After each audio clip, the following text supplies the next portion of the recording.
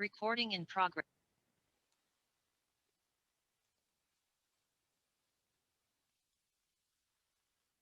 Gracias por la introducción. Como mencionó Lisa antes, voy a discutir cómo las empresas de servicios están considerando, o algunas están considerando la eficiencia y la respuesta a la demanda como opciones de recursos y planificación del sistema energético en masa. También quiero agradecer a Naru y a NSP por invitarme a hablar y a DOE también por financiar este trabajo. Vamos a comenzar con mi pregunta de encuesta. No sé quién lo va a administrar, pero podemos ponerla ahora si lo gustan. Entonces, ¿cómo las empresas en su estado consideran la eficiencia o la respuesta a la demanda en la planificación de sistemas energéticos mayoristas? Hay tres opciones. Una de ellas es como la pregunta, si se puede responder en la pregunta con una pregunta.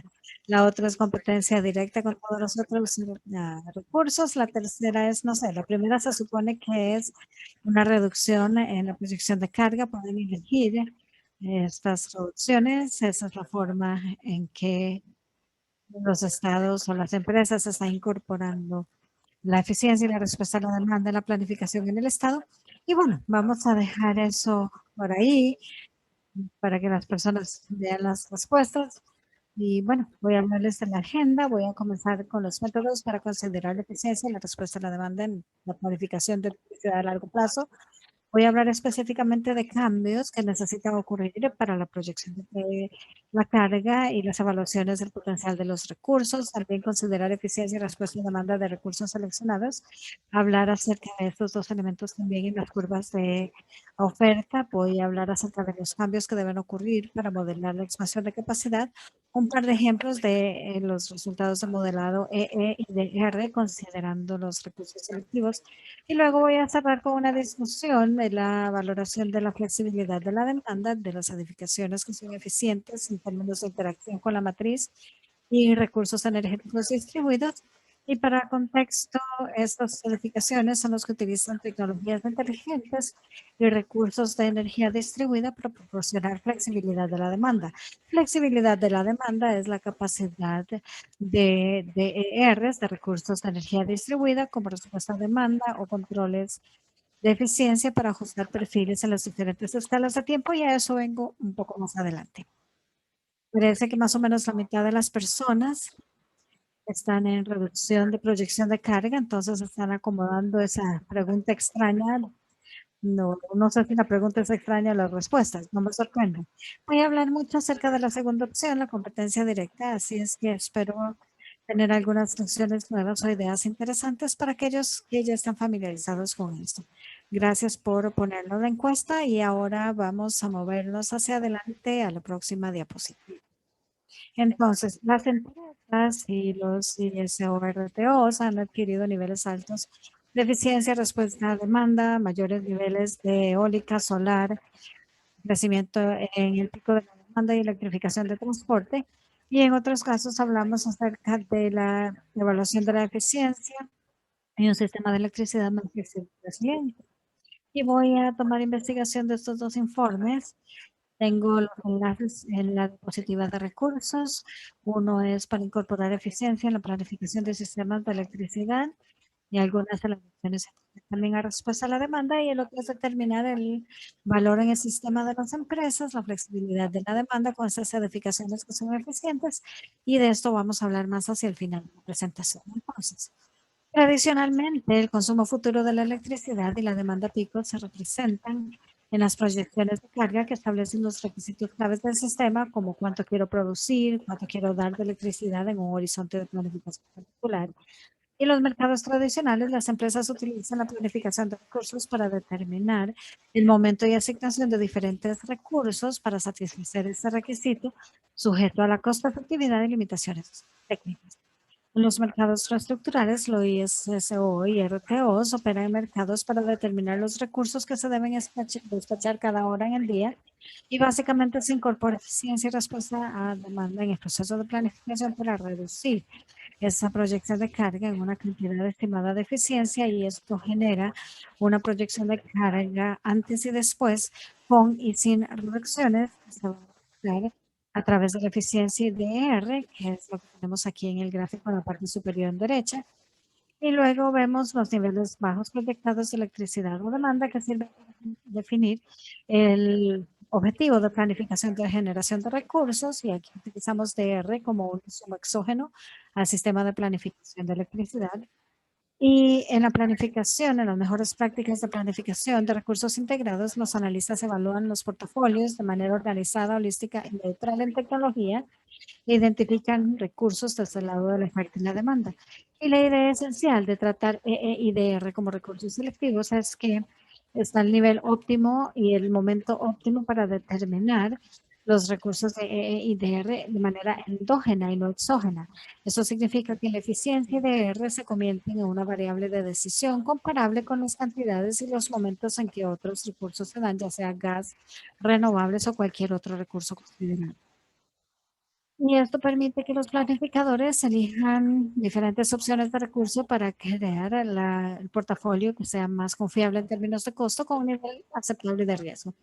Este enfoque de modelar EIDR como recursos selectivos es útil por una variedad de razones para llegar a un sistema con menor costo, y también puede apoyar en los objetivos estatales como mayor confiabilidad y resiliencia, menos costos de electricidad. Puede ayudar también a lograr los objetivos de eficiencia y renovables y disminuir la contaminación del aire.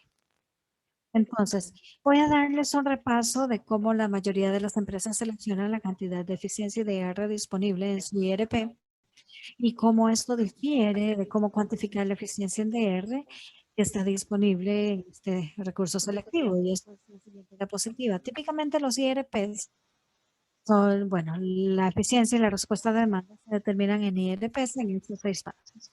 Entonces, un analista analiza el potencial técnico de una tecnología por unidad y luego determina cuánto del potencial técnico es económico. Eso por lo general se basa en sus costos evitados. Luego se estima el número de unidades, por ejemplo, el número de emisiones que van a alcanzar hacia el final de la vida útil y se tiene que reemplazar, o cuántos nuevos inicios de construcción se tienen en un territorio de servicio. Luego se estima el potencial económico para todas las unidades aplicables y luego se reduce esto para ver cómo podemos anticipar que los clientes van a adoptar la tecnología. Finalmente se reduce la proyección de carga en esa cantidad. Y cuando se consideran la eficiencia y la respuesta a la demanda como recursos selectivos, el proceso y el orden de determinar el potencial es diferente. El paso 1 es igual, se va a determinar la cantidad alcanzable técnica. El paso 2 se salta la estimación del número de unidades, como los inicios de nuevas construcciones. El paso 3 habla de ahorros de unidades. El 4 reduce el potencial técnico con base en cuánto se estima que se puede lograr. Y en el noroeste técnico, por ejemplo, ellos utilizan 85% del potencial técnico disponible en un periodo de 20 años. Entonces, típicamente más alto de lo que la mayoría de las empresas asumen que se puede lograr con base en la adopción de los clientes.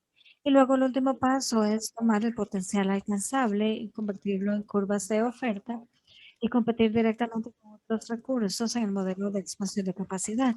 La casilla abajo se dice que hay requisitos específicos para ciertos recursos y típicamente son modelados como recursos que se deben construir. Por ejemplo, si el Estado tiene un estándar de recursos de eficiencia energética o un estándar de portafolio renovable, esto lo pueden poner en el modelo como un recurso que debe ser seleccionado y lo mismo se da para respuesta a la demanda.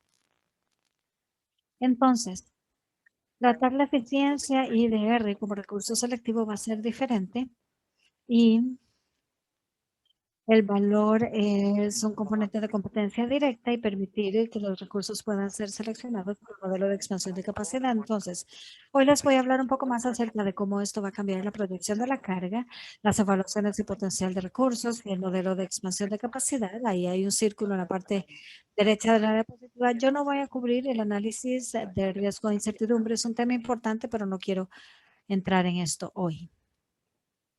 Entonces, para comenzar con la proyección de cargas y haciendo eco a lo que JP estaba mencionando de tener consistencia interna, es importante que cuando estamos utilizando eficiencia IDR, la proyección de carga esté alineada entre los supuestos que tenemos, lo que va a ocurrir con el crecimiento de la carga y las hipótesis que tenemos en términos de eficiencia. Entonces, en estas proyecciones, esto es la base de la planificación de recursos. Tenemos que saber la cantidad, el momento de consumo de electricidad y utilizar la planificación para determinar necesidades de electricidad futura y planes para satisfacer esa demanda. Ahora, independientemente de cómo utilicen ustedes ese enfoque de disminución de carga o si eligen eficiencia de R, tiene que tener consistencia entre la proyección de carga y la herramienta que utilicen para estimar la eficiencia o el potencial de R como la evaluación del potencial de recursos, para no sobre o subestimar los recursos. Entonces, algunos ejemplos específicos son el consumo base, que debe ser equivalente en la proyección de carga y la evaluación de potencial de recursos. Básicamente debe comenzar desde el mismo punto. Y también es importante que tengan el número de unidades que van a estar consumiendo electricidad, ¿correcto? Como el número de casas y electrodomésticos. Nosotros encontramos que la consistencia interna es más fácil de lograr cuando el uso final y los modelos de proyección de carga de ingeniería que son estadísticamente ajustados se utilizan, porque entonces se calibra entre lo que es la proyección de carga y la evaluación de potencial de recursos a nivel de sector. Típicamente las medidas de eficiencia, los ahorros se traducen a un porcentaje, mejorando a partir de la línea basal para reducir la proyección de carga. Algunos cambios que tal vez hay que hacer si vamos a utilizar ese enfoque de competencia directa, y yo mencioné un poco ya de lo primero, es que no incluimos toda la eficiencia en la proyección de carga. Se incluye la eficiencia que es conocida por códigos y estándares y todos los otros recursos están disponibles para ponerlo en las curvas de oferta y ser seleccionados por el modelo de expansión de capacidad. Y esa realmente es la importancia del alineamiento, poder entender cuál es la eficiencia ODR que entra o sale de esta proyección de carga y también entender si representa y si está disponible como recurso para ser seleccionado. Entonces, todo lo demás, aparte de los códigos y estándares, todo lo demás que está excluido, tenemos un tipo de proyección de carga de eficiencia congelada y en este caso esto significa que no estamos asumiendo ninguna nueva eficiencia que venga a la línea y puede incluir incluso la eficiencia que tenemos en el portafolio de eficiencia que está pronto a aprobarse, porque eso también debe verificarse que son el mejor recurso para poner en el sistema. Y bueno, toda esta eficiencia tiene que estar disponible para que el modelo se seleccione. Otro cambio es eficiencia y costos de R que tienen que reflejar todos los impactos en el sistema de las empresas. Y bueno, eso no siempre se toma en cuenta. Entonces, por ejemplo, si tenemos una transmisión o distribución diferida y eso no se representa en el modelo de expansión de capacidad, hay que asegurarse de incluirlo cuando se está considerando el cuando se está considerando el valor de los diferentes recursos. Y luego también lo mismo se da para los beneficios no energéticos como el valor de ahorros de agua y otros beneficios que son requeridos por el Estado o los reguladores. Entonces, pasando al segundo componente, las evaluaciones de potencial de recursos, aquí es donde típicamente tienen que ocurrir muchos cambios. Entonces, el punto del EE y la evaluación de potencial de DR es proporcionar información precisa y confiable a nivel de cantidad, de momento, de la forma de los ahorros de EE y DR y también cuánto cuestan. Y los cambios en la evaluación de potencial de recursos, primero hay que cuantificar la eficiencia, la cantidad de eficiencia o de R que está disponible y no limitarla por el intercambio de costos al consumidor, que es un cambio grande para las empresas, para poder lograr la paridad entre la generación de recursos y el lado de oferta y demanda. No asumimos cuando ponemos los recursos ahí en el modelo que los consumidores van a pagar costos incrementales de una estación de gas y tampoco asumimos que los consumidores van a pagar por el costo incremental de las medidas de ODR. Tampoco significa que hay que dar a los consumidores 100% de incentivo de costo incremental cuando nos movemos a un programa, a una planificación de programa, pero sí tenemos que dar al modelo toda la información que necesita para que se pueda tomar una decisión sobre los recursos de menor costo para satisfacer las necesidades específicas. Otra cosa importante es los datos necesarios para hacer las curvas de oferta. Esta información tiene que ser disponible, tiene que ser transparente, curvas o formas de cargas, costos, despliegue, eficiencia, curvas de oferta. Esto probablemente es uno de los componentes más importantes si vamos a seleccionar EODR como recursos selectivos. Entonces, en lugar de tomar solamente las reducciones de la parte superior de la proyección de carga, agrupamos la eficiencia ODR de manera junta y comprendemos cuál es la forma de estos y así podemos ver cuál es el costo. Entonces, el potencial de eficiencia implica cientos, a veces miles de medidas y de manera similar DR tiene muchas permutaciones diferentes y los modelos de planificación de electricidad pueden simular algunas de las medidas, pero no todas. Entonces hay que agruparlas, hay muchas formas en que se pueden agrupar, de eso vamos a hablar ahora, pero esas son las curvas de oferta. Cada una de esas curvas representa los ahorros agregados de su conjunto, cualquiera de las características que usted tiene. Y esto es parte del modelo de competencia directa. Mi gráfico, aquí a la derecha de la diapositiva, es de Northwest Power Council, del de energía, el octavo plan de energía que está en borrador ahora con las curvas de oferta para los próximos 20 años. Tengo algunos ejemplos de diferentes formas en que los estados han estado creando estas curvas de eficiencia o respuesta a la demanda y los enfoques que han utilizado para hacer estos conjuntos. Voy a comenzar con un par de ejemplos que son más lo que yo caracterizaría como análisis exploratorios o tal vez experimentos porque realmente no se han utilizado en IRPs todavía.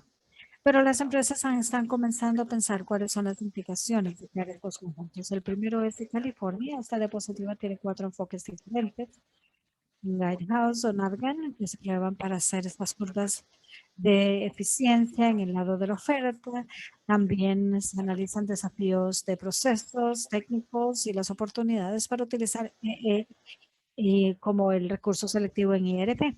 Entonces tenemos que ver cómo estos diferentes enfoques para hacer los conjuntos ayudan para modelar estas medidas de eficiencia energética desagregadas y también ver cuáles son las similitudes entre los recursos en términos de la forma de la carga y también medidas que pueden ser implementadas como programa, de manera que hay dos conceptos diferentes que se están tratando de resolver. Comenzando arriba a la izquierda, se comienza con estos conjuntos a nivel de sector. La línea verde de hecho es el conjunto de eficiencia, la negra es la medida desagregada y eso es para todos los cuadros. En el eje Y tenemos el costo nivelado, en el X tenemos el acceso a los ahorros energéticos. Entonces, viendo arriba a la izquierda, la línea verde es más costosa que las medidas desagregadas y luego los conjuntos de bajo costo realmente no se rastrea el costo tan alto que ocurre hacia el final del potencial de eficiencia. Y bueno, eso es a nivel del sector, no es muy granular.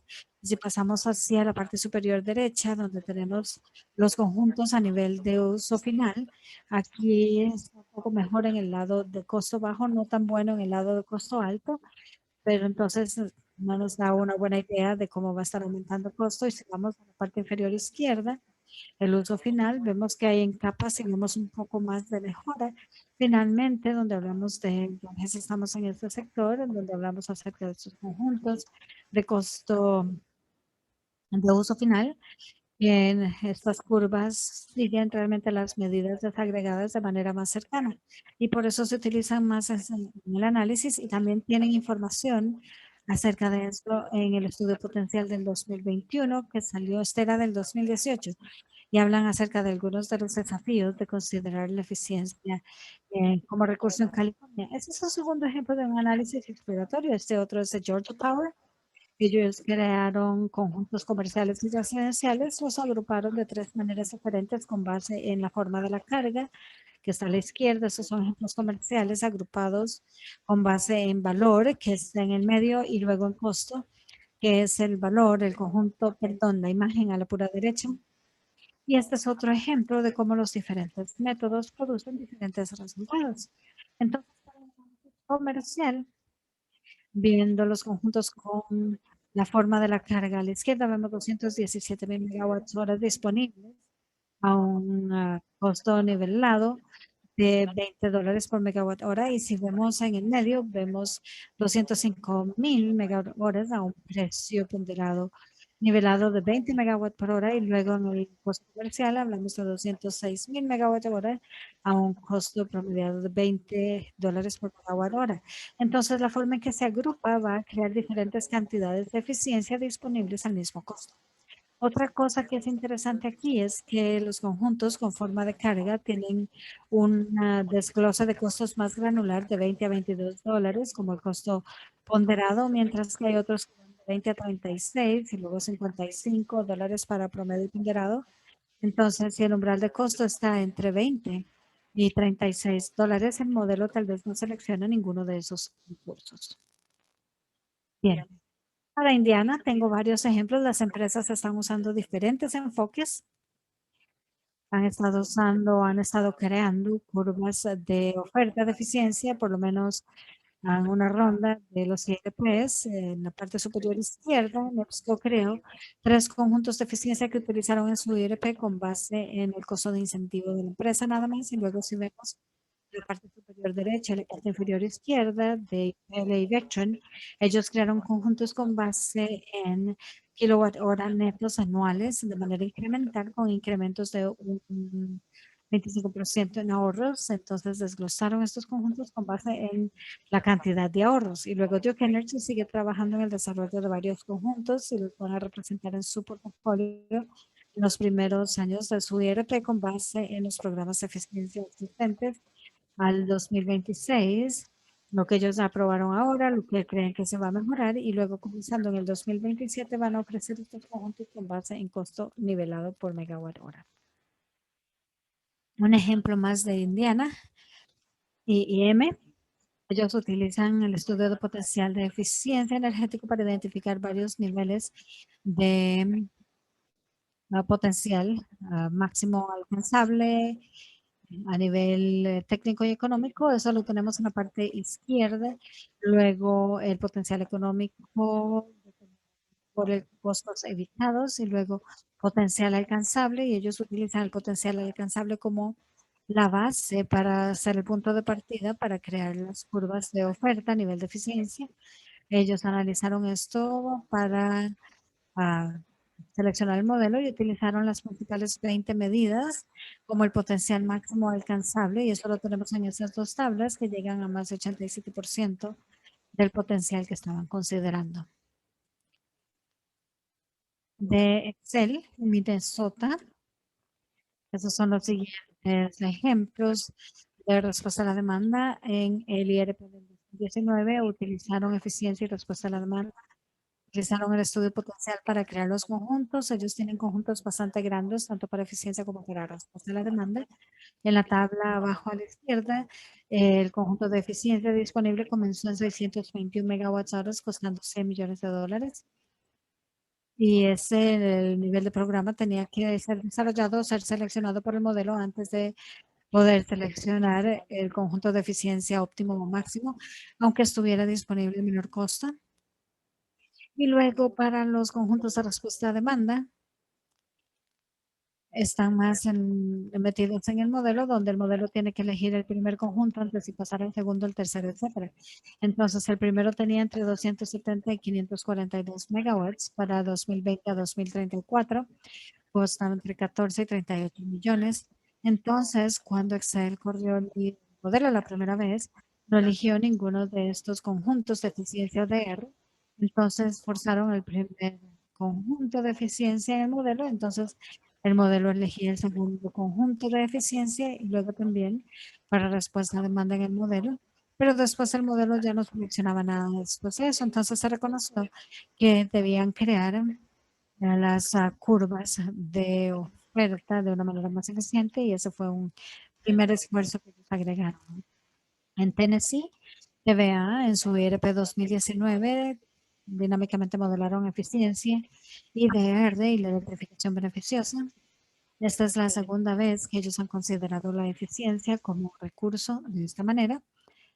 Ellos crearon sus conjuntos con base en niveles incentivos, entonces tienen 3 niveles. El nivel 1 se basaba en sus niveles actuales e incentivos para eficiencia y respuesta a la demanda y rectificación beneficiosa. Hay muy pocos incentivos de eficiencia, principalmente bajo ingreso. El segundo nivel con incentivos financieros moderados y el tercer nivel con altos incentivos financieros. Entonces, lo que hizo TVA fue utilizar el nivel de incentivos para reducir efectivamente el costo de los programas para cualquiera de estos niveles y luego el modelo podía seleccionar los diferentes programas con base en un costo reducido.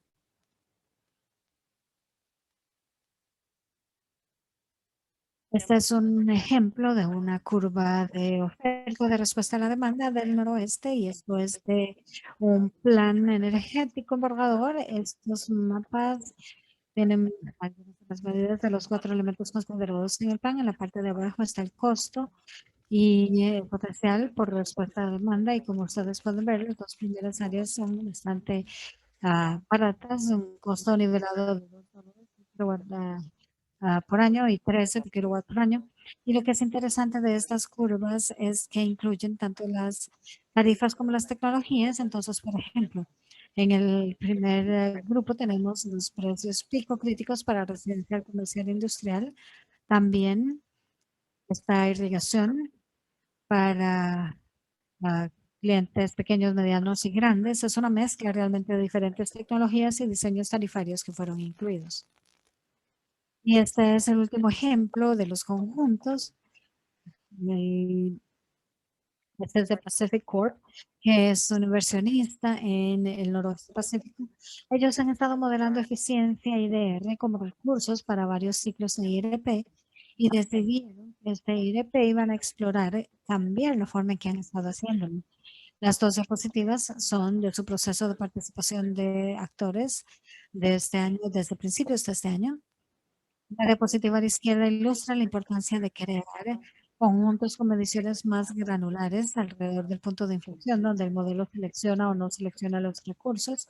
Eso es a lo que me refería cuando les mencioné el ejemplo de Georgia, al decir que si el punto de inflexión está entre 20 y $35, es $27 y entonces no estamos tomando todos los ahorros que están en este conjunto de menos de $27 y se está tomando este conjunto que está ponderado a un costo mayor. Entonces Pacífico decidió que iba a analizar más de cerca la creación de estos conjuntos más granulares alrededor de ese punto de inflexión en lugar de tener todos los conjuntos que no estaban siendo seleccionados por el modelo que estaba en el costo. También están interesados en aprender más acerca de cómo podrían aumentar la capacidad. Ellos quieren reducciones de la demanda a partir de su eficiencia. Entonces crearon, en lugar de solamente ver el costo nivelado, ellos también decidieron que iban a analizar los conjuntos con costo neto y estos conjuntos de costo neto son la línea azul en ese cuadro de la derecha y el costo nivelado de los conjuntos de son la línea naranja en el gráfico. La línea azul tiene la misma cantidad de reducción de demanda a 31% menor costo por la forma en que se incluyeron las medidas en los diferentes conjuntos. Entonces, esto es algo que Pacific Orb está mejorando y está identificando medidas de menor costo que puedan incluir en sus conjuntos para producir altas cantidades de reducción de demanda. Pasando ahora a los modelos de expansión de capacidad, esta es la tercera parte de los cambios que tal vez hay que hacer y de lo que yo quería hablarles. Los modelos de expansión de capacidad, ellos prueban mezclas con recursos alternativos y tiempo de desarrollo contra diferentes condiciones futuras para identificar esas estrategias de menor costo. Puede que representen o no riesgo, pero no determinan tampoco un nivel aceptable de costo-riesgo o qué estrategia es la preferida. Si nos dan una idea de alto nivel de lo que es el sistema eléctrico, pero no es un sistema tan detallado. Sin embargo, sí es importante que nosotros tengamos consistencia entre todos esos diferentes recursos. Entonces, cuando estamos considerando la competencia directa para eficiencia y respuesta a la demanda, como mencioné antes, necesitamos tener reglas de decisión que determinen cuándo se está adquiriendo el recurso y los recursos pueden ser desarrollados para cumplir con los estándares de confiabilidad y se consideran para el desarrollo si necesitan condiciones económicas especificadas. Entonces, las condiciones que determinan si la eficiencia o respuesta a demanda se selecciona, como mencioné antes, por paridad, tiene que ser comparables a lo que utilizamos para los recursos en el lado de la oferta. Aquí tenemos en esta tabla, esto es del IRP del 2019 de TVA. Ellos tienen diferentes recursos considerando costo, están las columnas y luego tenemos las diferentes características de los recursos como las filas. Los recursos convencionales tienen casillas de revisión para cada hoja, casi todos ellos. Cuando vemos la eficiencia, no hay un costo asociado para costos de combustible, por ejemplo. Entonces pensé que era una buena forma de ilustrar cómo comparar los diferentes recursos y la importancia de mantener un área de juego nivelada. Otro cambio potencial que puede necesitarse es una modificación en la lógica de adquisición.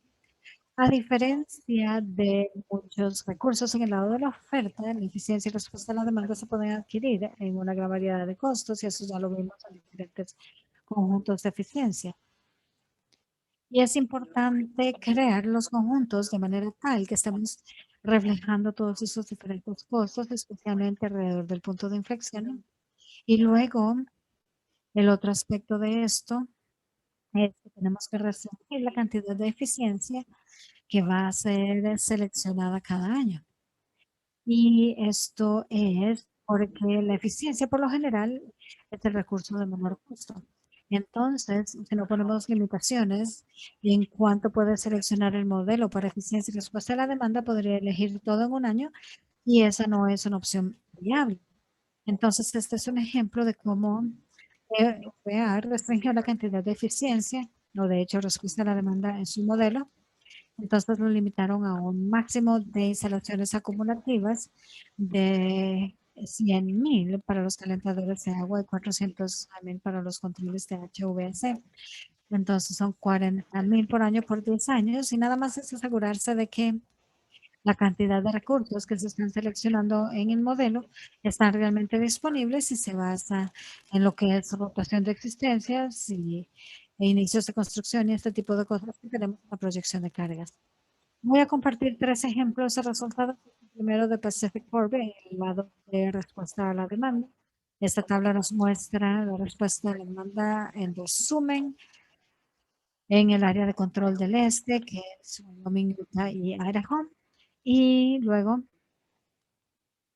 los recursos clase 1 es como se les llama, las medidas de capacidad de control directo de carga que se caracterizan por las curvas de oferta y luego se pone el modelo a seleccionar. Yo no incluí la fotografía de cuánto se seleccionó, pero todos los portafolios que se consideraron tenían una buena respuesta a demanda y el portafolio de preferencia incluyó casi que toda la respuesta a demanda que fue identificada para el periodo de planificación.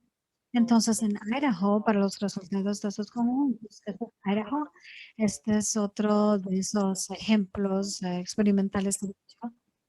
Entonces, Idaho Power tiene su estudio de potencial de eficiencia energética, redujeron su proyección de carga por una cantidad de eficiencia, pero también querían probar cuánta eficiencia podía ser seleccionada si ellos permitían que compitiera con los otros recursos.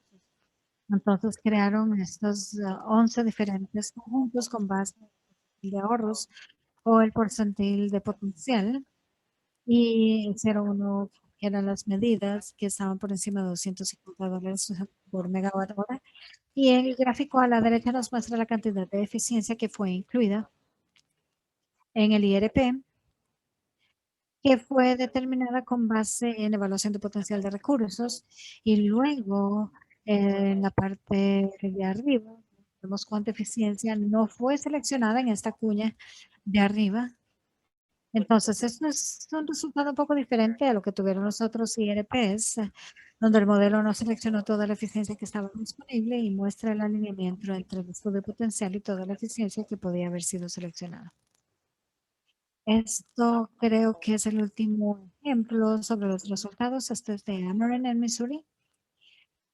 La cuña en gris claro es el potencial máximo alcanzable. La más oscura es el potencial realista. Y DOP es eficiencia de portafolio optimizada dinámicamente.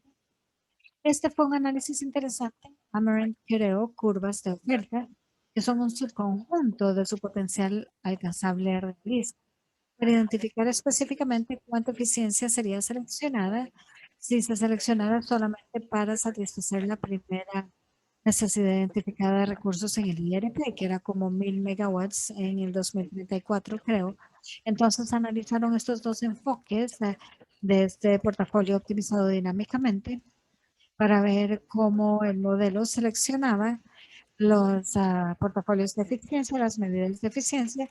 Y la diferencia fue que para estos portafolios ellos no dejaron a los modelos iniciales de tener programas, simplemente seguían corriendo y con las medidas que implementaron más adelante se les permitió mantenerse en línea después del tiempo. Esto es un análisis interesante porque a nivel de portafolio, esta eficiencia utilizada dinámicamente comienza a sobreponerse con el potencial alcanzable realista hacia el final del periodo de planificación. Pero de nuevo, este fue un ejercicio de análisis. Ellos incluyeron su potencial alcanzable realista como reducción de potencial de cambio. Eso fue una idea sobre lo que es eficiencia y respuesta a la demanda para estos recursos selectivos. Voy a cambiar un poco ahora y les voy a hablar unos minutos acerca de lo que es flexibilidad de valor y demanda de estas aplicaciones eficientes e interactivas y otros DRs. Y estimar el valor de los recursos es un componente clave de un sistema a largo plazo, de una planificación del sistema de electricidad a largo plazo. Y si el planificador está utilizando eficiencia ODR como recurso selectivo, eso por lo general va a ocurrir y eso va a aparecer en el modelo de entonces se reduce la demanda pico, se ajustan los diferentes perfiles de las por tiempo y es útil porque el sistema de electricidad puede ser vulnerable a algunos cortes y entonces aquí se reduce también la generación, transmisión, distribución, en fin, y de recuperación de diferentes alteraciones. Entonces hay muchas razones por las que es importante hablar acerca de flexibilidad de la demanda. No es un solo valor económico lo que tenemos para flexibilidad de la demanda y sistemas de las empresas. Depende del tiempo, de la ubicación, del servicio, de la matriz que está proporcionando ese recurso y también cuáles son los costos evitados para los siguientes alternativas en términos de costo. Entonces depende de lo que se esté planeando. También estamos pensando en esta valoración y tomando en cuenta todas las diferentes variables. Entonces, cuando hablamos acerca del valor económico de los DRs, el valor básico es el costo evitado. Entonces, el valor económico de la flexibilidad de la demanda, que de nuevo es la habilidad de cambiar diferente consumo en diferentes momentos, puede ser respuesta a demanda, puede ser eficiencia con controles. Entonces, la valoración de flexibilidad de la demanda se tiene que establecer a través de procesos de planificación abordando todos los factores.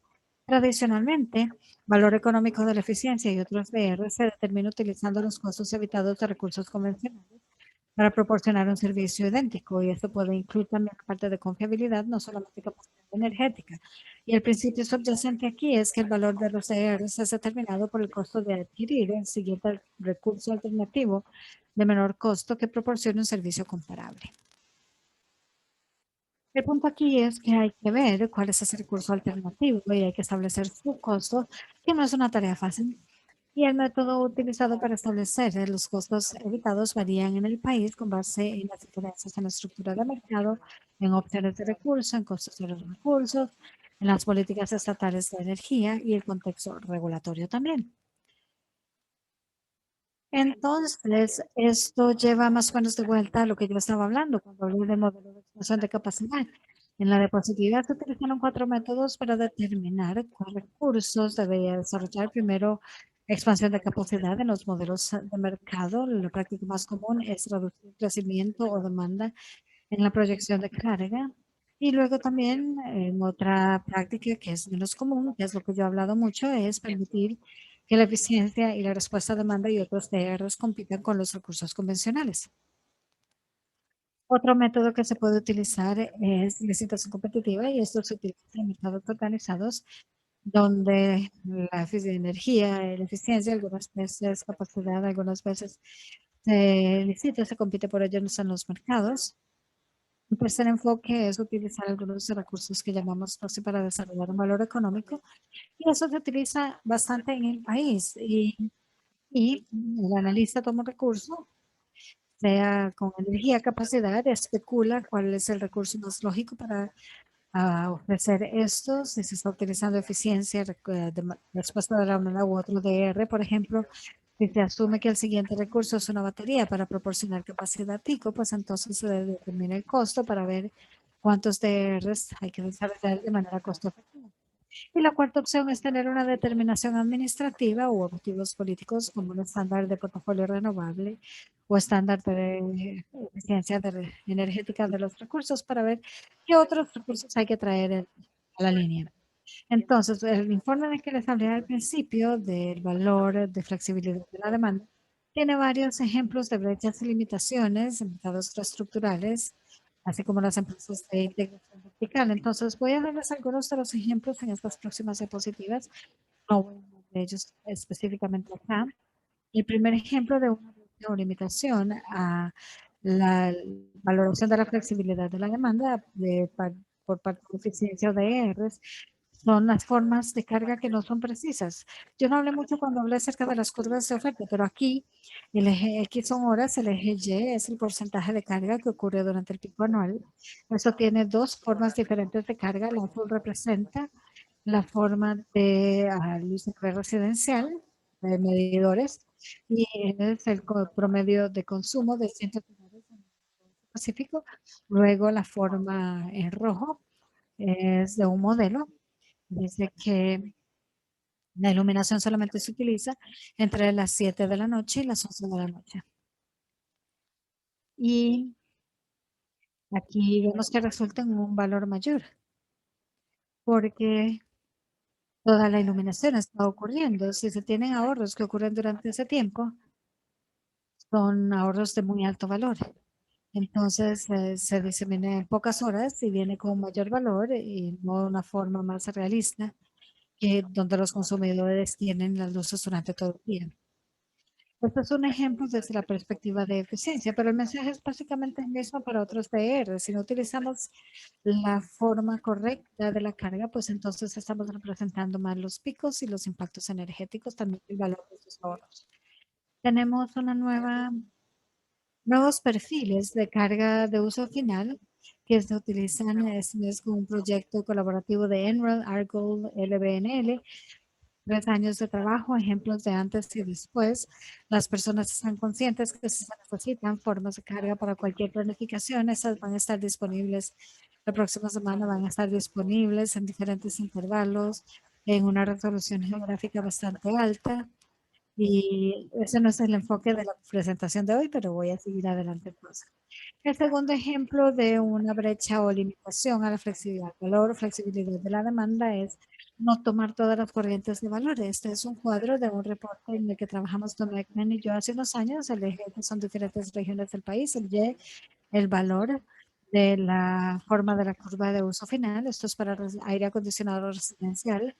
Georgia no tiene costos evitados de distribución o transmisión que están disponibles a nivel público. Entonces, cuando comparamos el valor de aire acondicionado residencial en las otras regiones con el de Georgia, nosotros vemos que en verde claro vemos que hay como $20 de megawatt hora que no se muestran para Georgia. Entonces, cuando hacemos la evaluación es importante asegurarnos que tenemos ahí todas las corrientes de valores.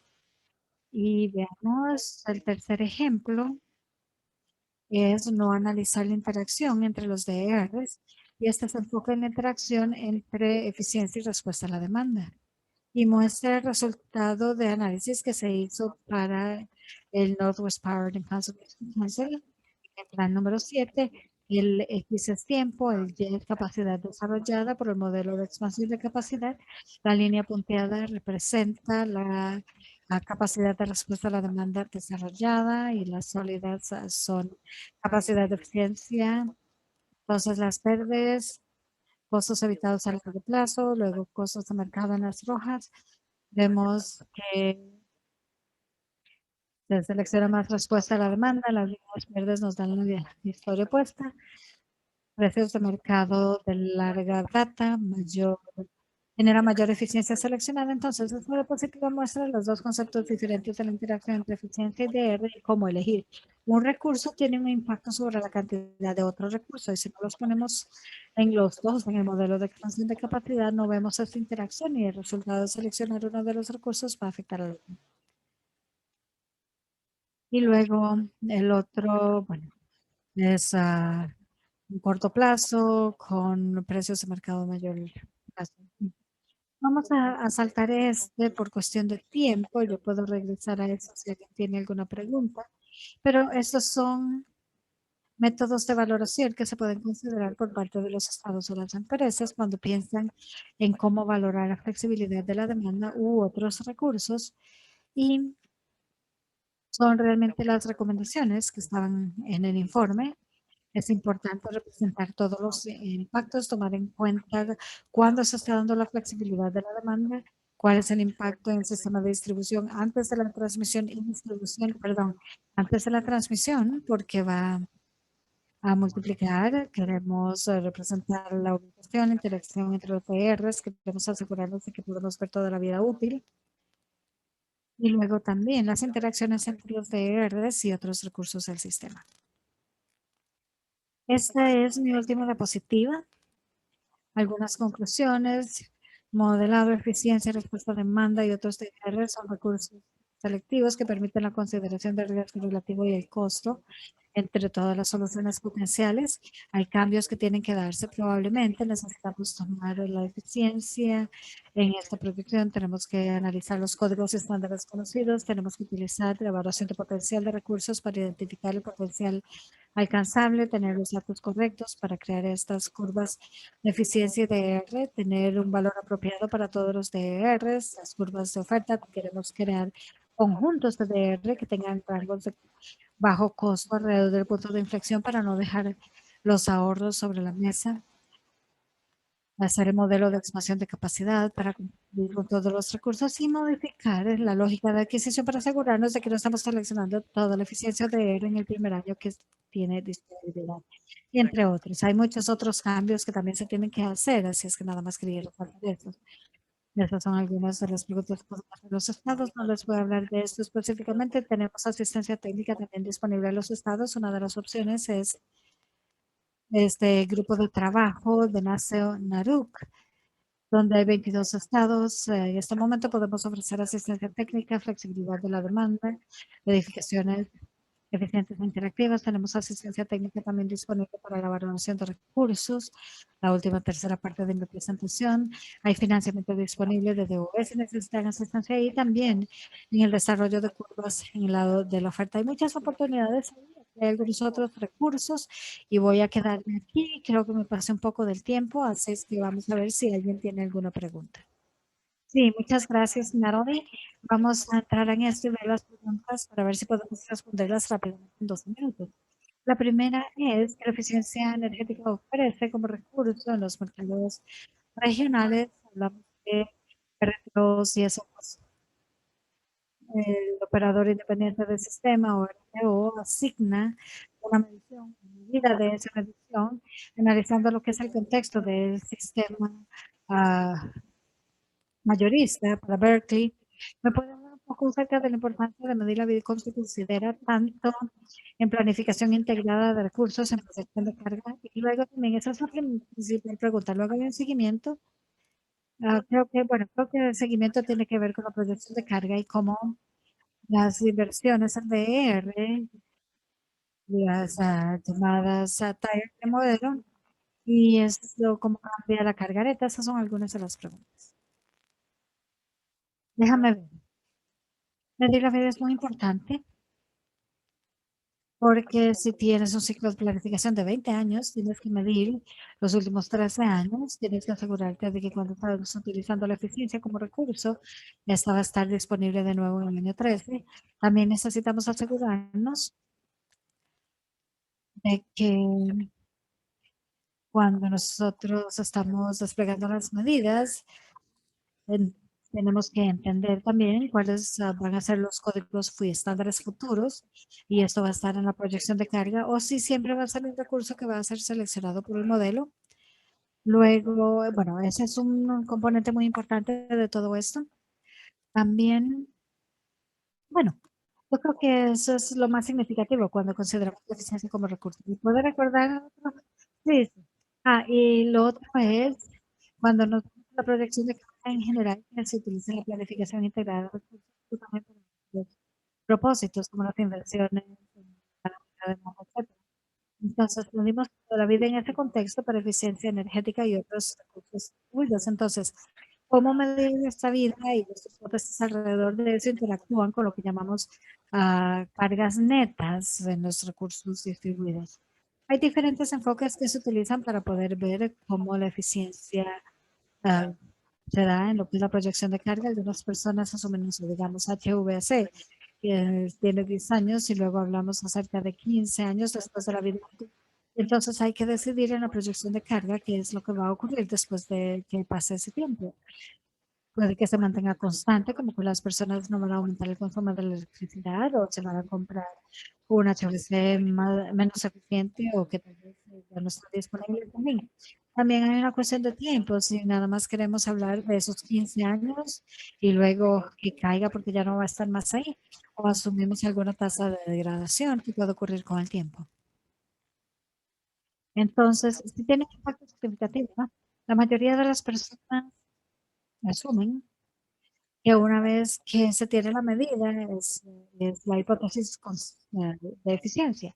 Entonces, esto es conservador porque realmente depende del nivel de energía que se está utilizando en 15 años. Tal vez esta unidad puede ser más eficiente y entonces va a consumir menos electricidad cuando se reemplaza, pero hay que ser más conservador y decir que va a consumir la misma cantidad. Entonces, no sé, es como si tenemos CFE de se reemplaza con una LV.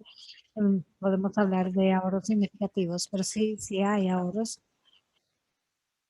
A ver, hay más ahorros que realmente han ocurrido. Esa es una forma en que nosotros podemos ver en la proyección de carga. Muy bien, vamos a seguir adelante hacia lo regulatorio.